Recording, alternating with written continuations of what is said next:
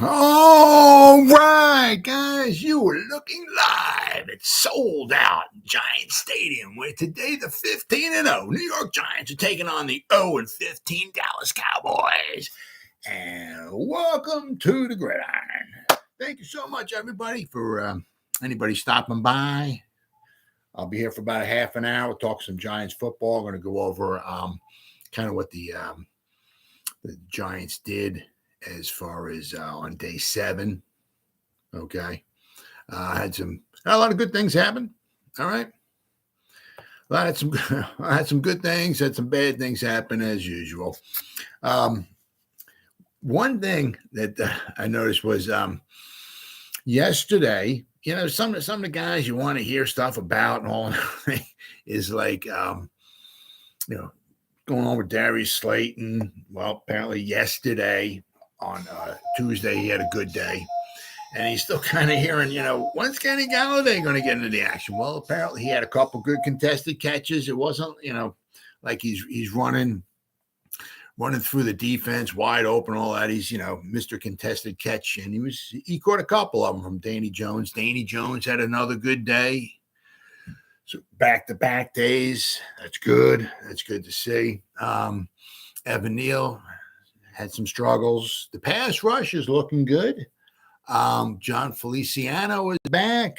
And Matt Gono is on. I mean, we got some stuff to talk about here. I'm going to really just start going over what happened. I got a few articles here I'm going to go over. I'm going to start talking about it and all and everything. So just anybody got anything in the chat, I'll just check it out. If anybody even bothers, I don't even know if anybody's going to show up, but I'm going to go on with it just like business as usual. All right. So we got day 7. Okay. And we got Daniel Jones training camp, day 7. Kenny Galladay's up. Evan Neal is down. Daniel Jones is good again. Love it. Love it. That's good. That's good. That's good. Not so much Evan Neal. You know Evan Neal's going to pull out of it. I mean, he's maybe just having some struggles or whatever, you know. But I'm sure I got all the confidence in the world with him.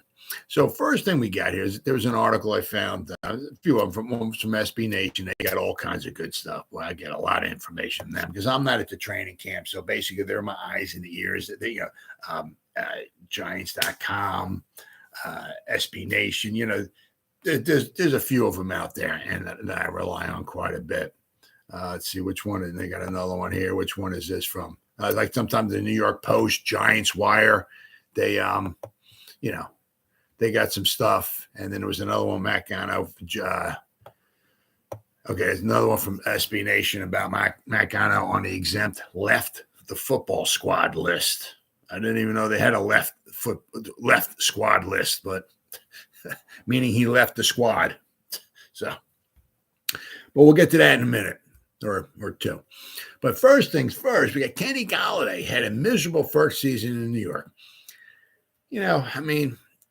I guess, yeah, especially when you're going to $18 million to come in and 37 receptions, 521 yards, 0 touchdowns. Yeah.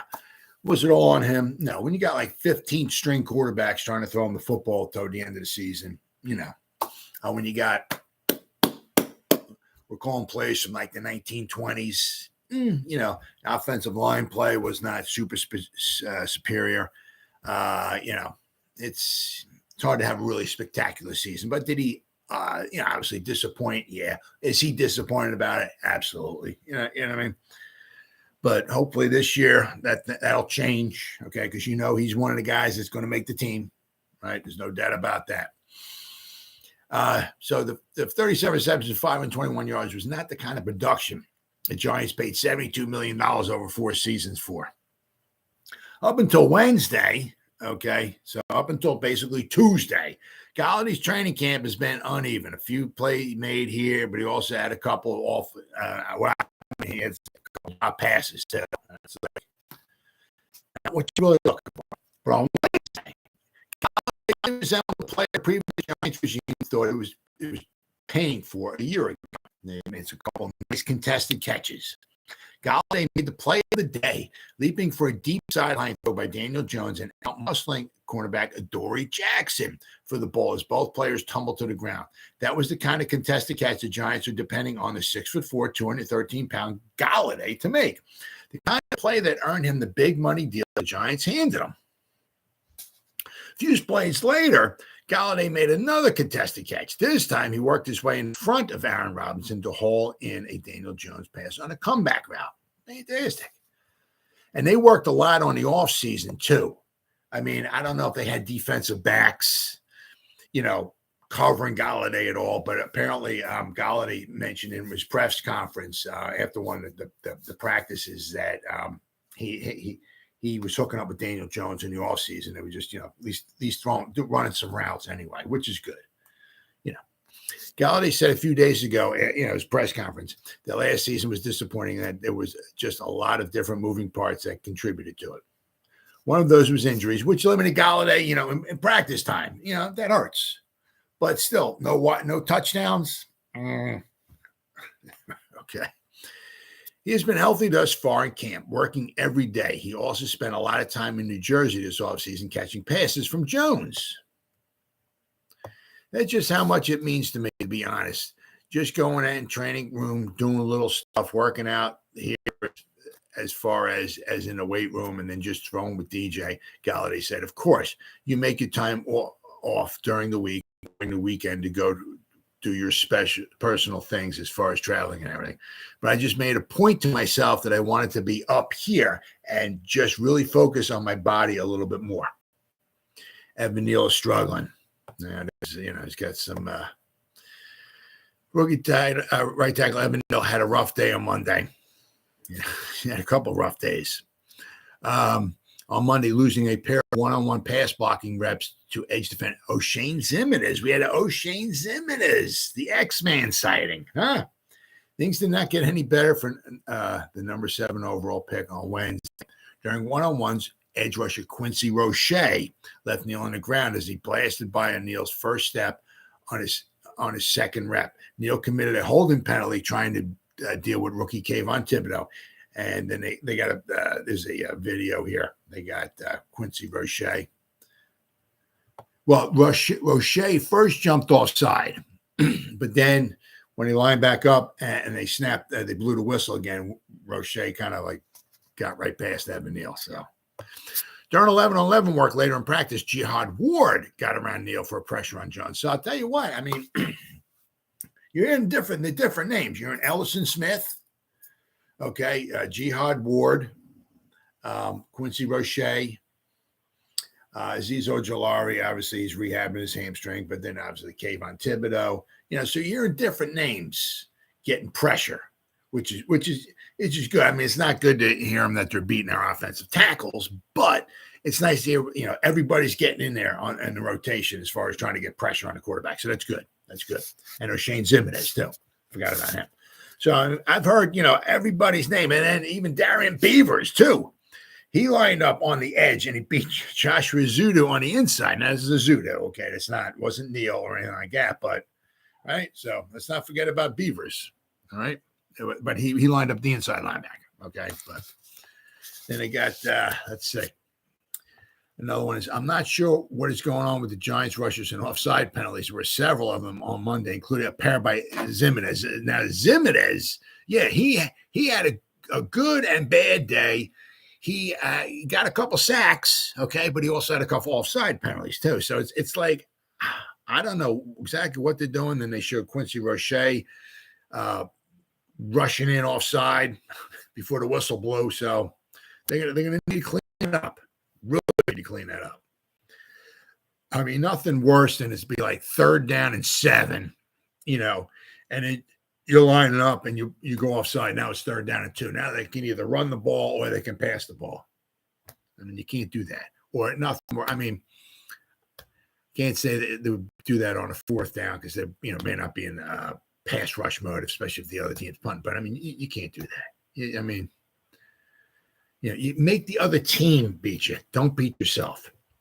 On Wednesday, Quincy Roche committed 2 offside penalties, and defensive lineman Jaelan Holmes 1. Leonard Williams beat Mark Lewinsky both times they were matched up, and I've seen Leonard Williams just bull rush Lewinsky into the backfield. So Leonard Williams is looking good. Thank you. Dexter Lawrence looking good. He's fucking looking awesome. But Mark Lewinsky, haven't heard a whole heck of a lot of good about him so far. Andrew Thomas won both of his reps, stoning Thibodeau and Ximines. In a matchup of rookies, Darian Beavers whipped Joshua Ezeudu. So 9-on-7 work. The Giants did their first 9-on-7 run drill of camp during this practice. There were 12 plays in this period of really physical run work. Running back Gary Brightwell did pop a run to the outside, and rookie Jashawn Corbin, I hope he makes the team. I think there's a lot of upside to that guy. Had a run through the middle that appeared to pop open. Thibodeau drew a holding penalty on tight end Chris Myrick, during this session. And that's the beauty of Thibodeau, too. I mean, maybe just not getting sacks, but, I mean, causing penalties, right? Injury notes, John Feliciano returns. Starting center John Feliciano had missed 4 practices after suffering heat hydration issues. Left last Thursday, was back at practice. Feliciano had a limited workload, but was on the field for at least one 11-on-11 period. So 5 players did not practice. They are running back Antonio Williams, wide receiver Robert Foster, offensive tackle Matt Gono, which I'm going to go over in a few minutes here, tight end Ricky Seals-Jones, and quarterback Darius Williams. So I'll go over some of those guys, maybe what's wrong with them and all that. Quarterback stats. Here are my the guy from the Big Blue Review. His completely unofficial quarterback stats for the day. Daniel Jones, 9 of 11. Now I saw 14 out of 18 yesterday. I saw 15 out of 19. But what I did saw was 4 incompletions, period. 2 of them were interceptions, though. So, I mean, basically today he had 2 incompletions. Yesterday he had 4. So 6 incompleted passes, although 2 of them were intercepted, but 6 incompleted passes in the past 2 days. So he seems like, things are starting to gel. I mean, it's tough. He's learning a new system, new offensive coordinator, new head coach, new GM, some guy moving parts on the offensive line. It's tough. It's really, really tough. I mean, still seems like sometimes apparently what I'm reading, he's still staring down like maybe his first receiver. That's one of the reasons why Adoree Jackson was able to jump in front of the route yesterday and pick a pass off. He said Daniel Jones was kind of staring down his receiver. Not good. But hopefully, I mean, we got another 6 weeks, before the first game of the season. So that's 40. We got about 35 to 40 more practices, just say. That's a lot of practice. I mean, to really help shake out some of the bugs that Daniel Jones might have. Now, hopefully he'll start getting more and more familiar, more and more comfortable, And it'll be interesting to see because he got the blue-white game on Friday, so I'll have to see how he does then. Tyrod Taylor was 5 out of 6, and Davis Webb was 7 out of 10. Mostly important, there were no interceptions. This is the first day I can remember there weren't interceptions. The 27 passes came close to being intercepted. I'm not sure there was even a pass defensed either. Nice. It's nice, and it's not. I mean, in a way, it's like, quarterback's doing good, but I mean, it's also where's the defense at? So you got to take the good with the bad. That marks 2 good days in a row for Daniel Jones after a ragged start to training camp. Now, he had a nice first day, Daniel Jones, but from the first day to the 5th, from the second day to the 5th day, he was kind of had a lot of ups and downs. You were kind of waiting for him to hopefully to start gelling. And then once he started gelling, can he get a couple days in a row? And apparently day 6 and day 7, right? Thursday, they're going to be off because then they got the blue-white game Friday night, in the stadium. So, but he won't be playing tomorrow. Let's see. Before Wednesday's practice, head coach Brian Dable assessed Jones's work on Tuesday this way. Let's see. This is what do you want I'm saying? I think he's been doing good. Each day he's making progress, made some good decisions, had a couple turnovers, which One was a little slip on one of the Segul guys running a route. He didn't mention who the wide receiver was or running back was, but he said it was a little slip. So I thought the other one, Adoree Jackson, made a really good play, attacked the ball well. We always try to limit those the best we can, but I think he's making progress. Decision-making, trusting his reads, still got a ways to go. Dable said what he really wants to see is good decision-making, which is obviously is important, so important. Really what I want Daniel to do is make the right play, make the right decision, and there's certainly periods that we want to test the deep part of the field. We have the secondary coverage, sure. But for the most part, we want to make a good decision with the football and go on to the next play. If that's a 60-yard down the field, that's a 60-yard. If it's a check down or a running back, then it's a check down. That's really what we're trying to do with Daniel, with all the quarterbacks. All right. And we got live and die by the blitz. Backup running back Matt Breida had a catch on a swing pass from Tyrod Taylor that turned into a touchdown of roughly 70 yards. This was a classic example of live by the blitz, die by the blitz. The Giants defense appeared to overload the left side of the defense formation and send multiple blitzers from the left side. When Taylor, was able to get the ball out to Breida, because you got to remember, Taylor's got a ton of experience, okay? The man is good with the ball, intelligent, experienced, protects the ball, okay? And, it just got Breida out to the other side, I guess, away from the blitzers. Either that, or he got the ball, the blitzers came and Breida went out behind the blitzers, all right? Oh, okay. The ball out to Breida over the top of the blitzers. There were a few defenders with a chance to make it play, and none did. Okay, so I guess apparently he sent them out past the blitzers. The blitzers came in, and Breida maybe went out to the side that the blitzers came from, and he just dumped it over them. And apparently nobody there to make the tackle. Special attention. Saquon Barkley has often been criticized for his pass blocking. During a special teams period on Wednesday, Barkley was off to the side working on that aspect of his game. He was going through technique work with the director of coaching operations, Laura Young, functioning as the defender. I'll tell you what, she's a real good asset to have. Real good asset. I mean, there's pretty much ain't much that she can't do. And then if you throw in, she was acting as a defender to help go up against Saquon Barkley, add another thing to her skills. I mean, I tell you what, she's a huge asset to this team. Laura Young. At first, Young was wearing long pads on each arm. Young later switched to boxing gloves as Barkley focused on slapping her hands down as she rushed him. Cool. I mean, that's a team player for there. All right. And then we got some observations here. This is the final thing for this article here. Undrafted free agent tight end Jeremiah Hall and Andre Miller both got a couple of first-team reps on Wednesday. All of those came aligned in the backfield as a lead blocker, basically as a fullback. So you got to wonder, are the Giants going to keep a full-time fullback, or is it going to be kind of like an H-back, somebody who can come into the backfield and block if it's 3rd down and 1, we need a lead blocker, but somebody also can maybe slip out and maybe catch a ball. The revolving door at center, for the Giants had a new entrant on Wednesday as Garrett McGinn signed at the beginning of training camp, took some reps at that position. C.J. Board had the most obvious gaffe of the day. Board dropped a deep ball from Taylor that would have been an easy touchdown, as the receiver had gotten a couple of steps beyond the defense. Board, though, did not connect with Jones on a nice slam. Oh, did connect with Jones on a nice slam out.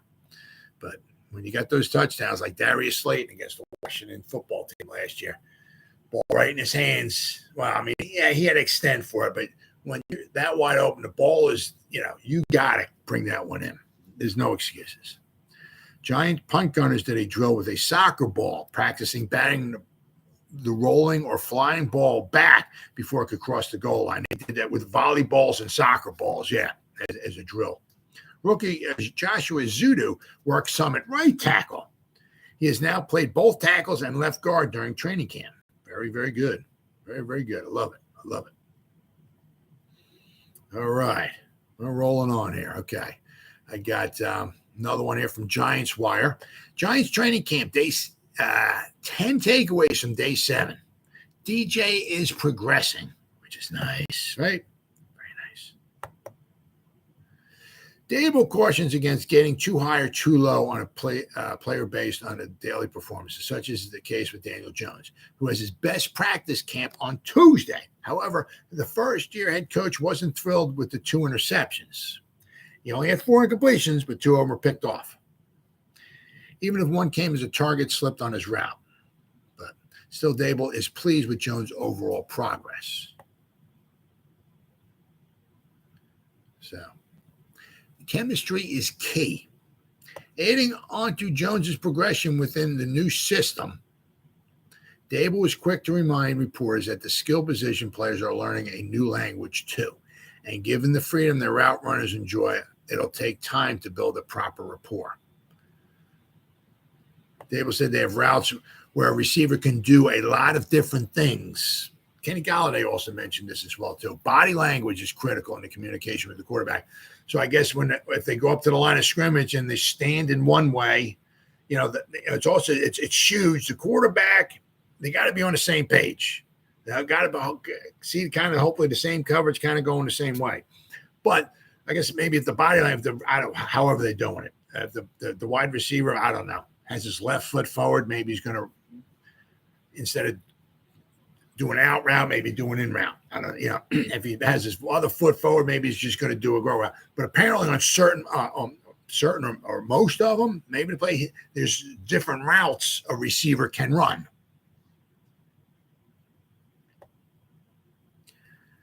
Dable encourages a lot of talk between the quarterbacks and the receivers in the meeting when they do a lot of talking back and forth when they start showing, the film and everything. There are options pre and post snap. That's why they put the premium on smart players. You got to be smart. And there's going to be mistakes in practice as a result of this. The idea is that they each learn from said mistakes and get enough time on the field that they develop a better feel for each other and their body language. John Feliciano is back after missing quite a bit of time due to heat-related issues. Veteran center John Feliciano returned to practice on Wednesday.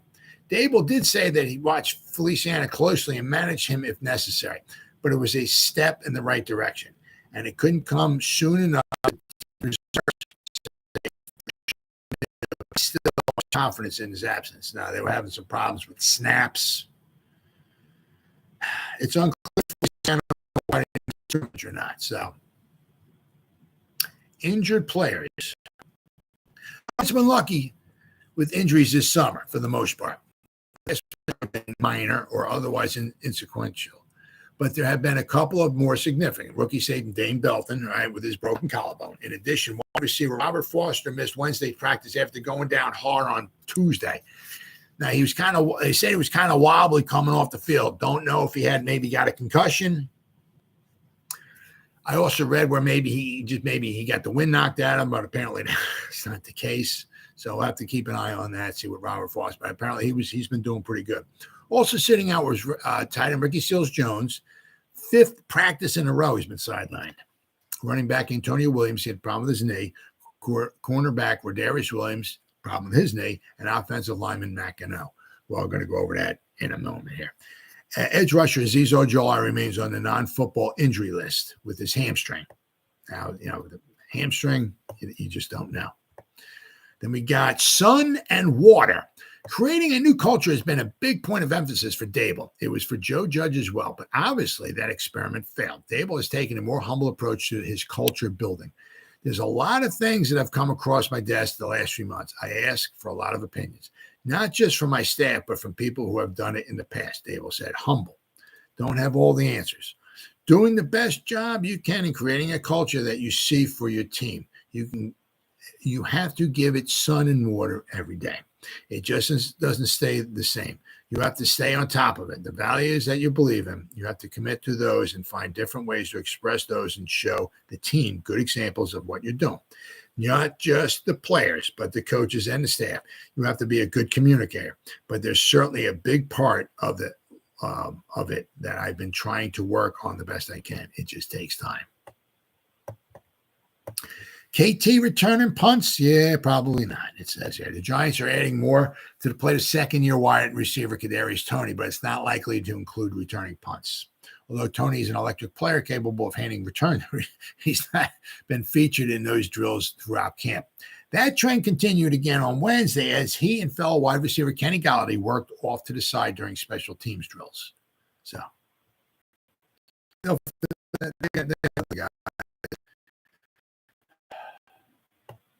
and we got Neal is struggling.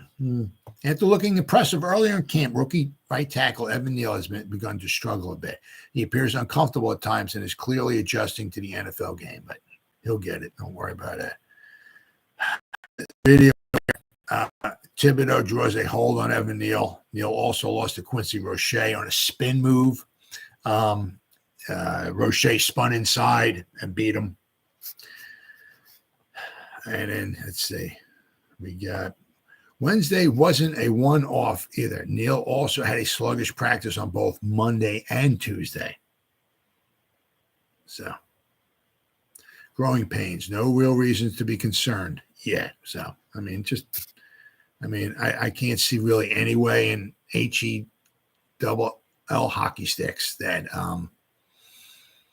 he's going to be anywhere close to a bust. He'll get it down. A pass rush? What? Yeah, I tell you what, man. A lot of guys. It's no fluke. The Giants look like they finally found a pass rush from the inside to the outside. The inside. I love it. The defense has gotten after it since camp opened. Leonard Williams and Dexter Lawrence,